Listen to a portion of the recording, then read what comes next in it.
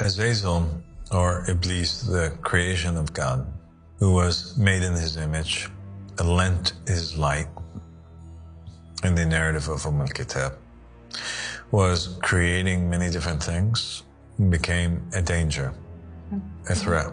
God had to exile him and this entire being, which oddly enough in another book, Al-Haft al-Sharif, when describing the very creation of creation, says that God created the shadow and then he began to split it into pieces. And then those individual shadows that were all made from one shadow began to look at each other, and they didn't know anything except that they were not and now that they are.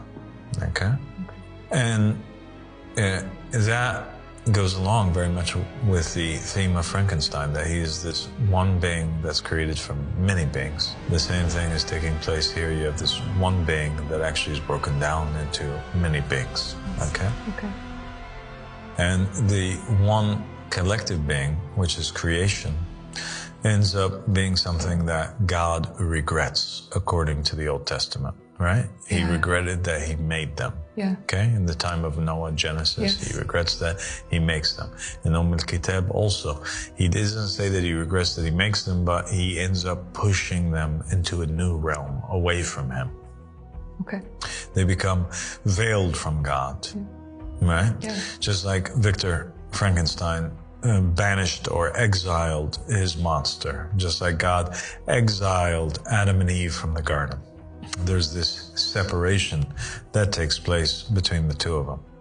Frankenstein is left to wander the earth, right? Trying to figure out his miserable existence. Yeah. Same thing with creation in all of these stories. Al-Kitab, Al-Haft al-Sharif, the Bible, the creation is aggressive. Creation is arrogant.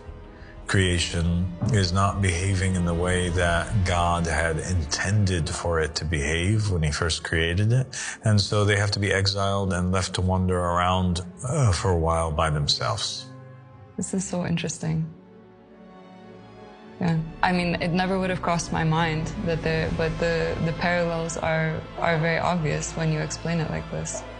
You're absolutely right, and it reminds me also of the hadiths that say that God never looked at creation again right after he created it. Like we're sort of left on our own, and there's this clear distance between us and God. And exactly. Yeah.